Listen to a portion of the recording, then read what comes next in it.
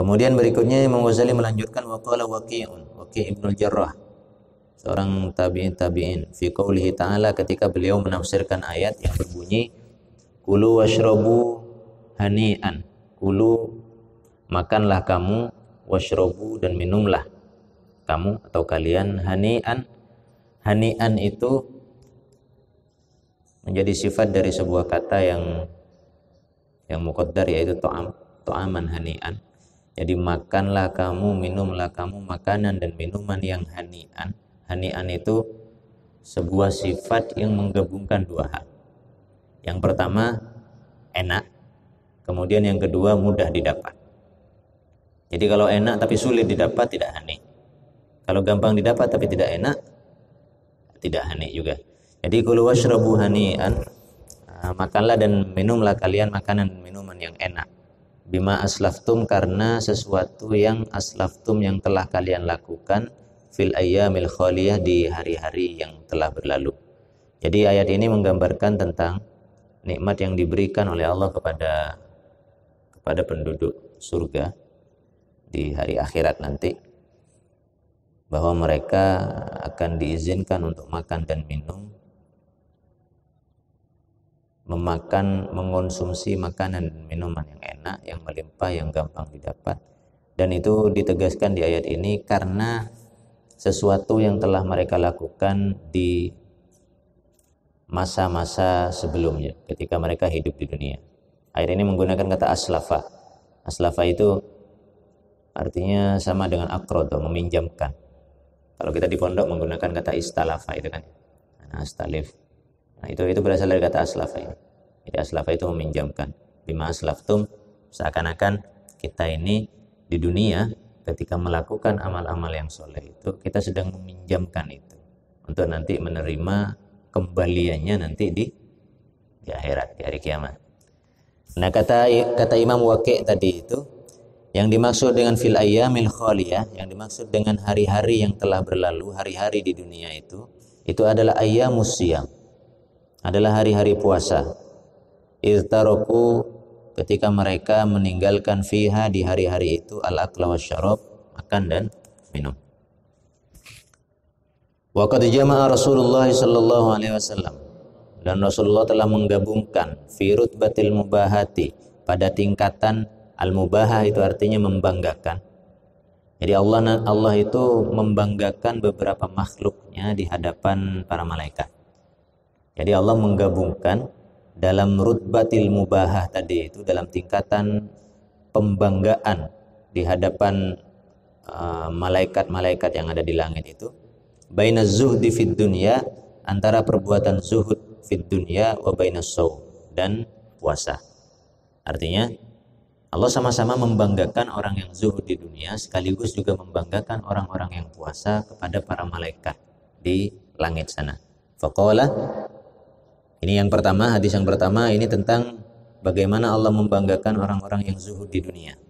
Maka Innallaha ta'ala, dalam hadis disebutkan Innallaha ta'ala, sesungguhnya Allah subhanahu wa ta'ala yubahi, membanggakan malaikatahu, kepada para malaikatnya, bisyabi, seorang pemuda, al-abid, yang ahli ibadah, fayaqul, maka Allah kemudian berfirman, ayyuhasyab, wahai pemuda, at-tariku syahwatahu, yang meninggalkan syahwatnya, li ajli, untukku atau demi aku, al-mubdzili syababahu, yang al-mubdzil itu artinya al-muqaddim, yang al-munfik, al-mu'ti, yang menyerahkan, syababahu, masa mudanya, li, kepadaku, anta indi, kamu bagiku atau kamu di sisiku, kaba'di malaikati, sama seperti sebagian dari malaikatku.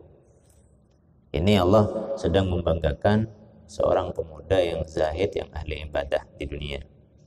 Tetapi pada saat yang sama Rasulullah juga menyebutkan sebuah hadis, waqala sallallahu alaihi wasallam fi shaim, tentang orang yang berpuasa.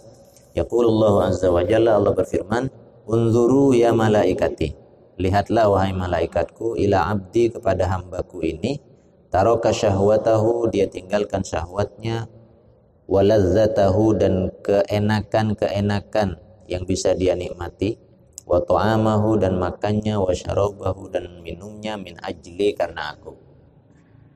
Ini yang dimaksud oleh Imam Ghazali dengan jamaah tadi, itu menggabungkan atau menyamakan kebanggaan terhadap orang-orang yang zuhud di dunia dengan kebanggaan terhadap orang-orang yang berpuasa. Jadi mereka sama-sama dibanggakan oleh Allah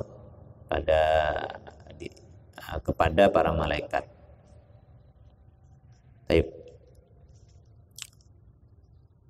Wa qila fi qoulihi ta'ala, Allah juga berfirman, fala ta'lamu nafsun ma ukhfiya lahum min qurrati a'yun jazaa'an bima kanu ya'malun. Fala ta'lamu nafsun, dan tidaklah mengetahui nafsun, siapapun, tidaklah seorang pun mengetahui ma ukhfiya lahum, apa yang disembunyikan lahum untuk mereka, min qurrati a'yun, dari sesuatu yang menyenangkan jiwa, jazaa'an bima kanu ya'malun, sebagai balasan bagi apa yang telah mereka lakukan di dunia. Artinya ayat ini menjelaskan bahwa manusia itu tidak mengetahui apa yang telah disiapkan oleh Allah. Di sini disebutkan dengan ma'ukhfiyah, yang disembunyikan, dari balasan yang pasti akan menjadi qurratu a'yun, akan menyenangkan hati, menyenangkan jiwa nanti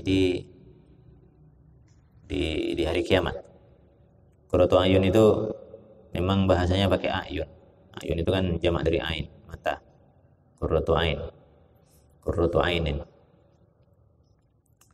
Tapi yang dimaksud di situ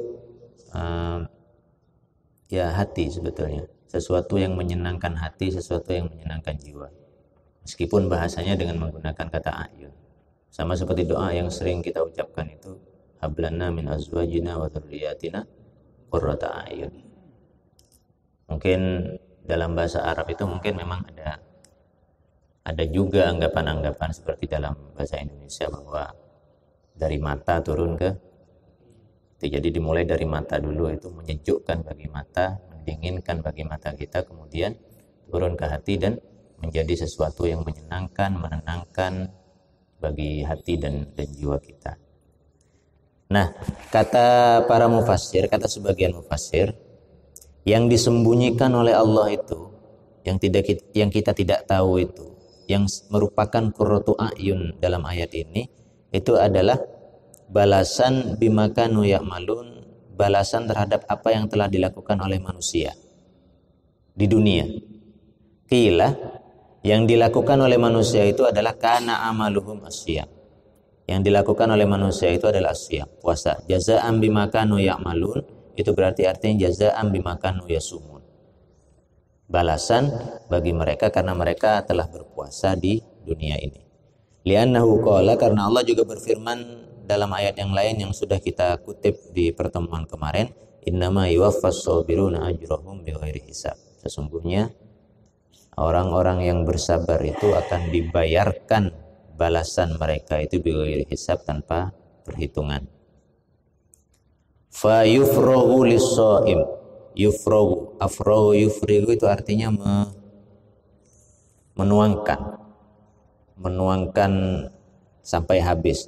Fa yufragu lis-shaimi jazaohu ifragan, maka bagi orang yang berpuasa jazanya, balasannya yaitu yufrag, akan dituangkan ifragan, dituangkan sehabis-habisnya. Wa yujazafu jizafan, dan yujazaf itu kalau dalam pembahasan tentang jual beli, misalnya ada bai' yang disebut dengan bai'ul jizaf atau al-mujazafah. Itu jual beli ketika kita membeli atau menjual sesuatu dengan tanpa mengukur kadarnya. Misalnya ada kain satu gelondong gitu ya, kita nggak tahu berapa ukurannya, saya beli itu, harganya sekian, bayar. Itu mujazafah. Jadi kira-kira yang di sini juga demikian. Wa yujazafu jizafan, dan ya tidak dikira-kira, tidak dihitung-hitung lagi. Balasan bagi orang yang berpuasa itu tidak lagi dihitung-hitung, langsung diberikan begitu saja. Fala yadkhulu tahta wahmin wa takdirin, tidak masuk ke dalam wahmin itu artinya dzon, tidak masuk ke dalam sesuatu yang bisa dikira, wa taqdirin, dan bisa dinilai. Jadi pahala bagi orang yang berpuasa itu tidak masuk ke dalam hal-hal yang bisa dikira oleh manusia dan bisa dinilai atau dihitung oleh manusia di dunia kita ini.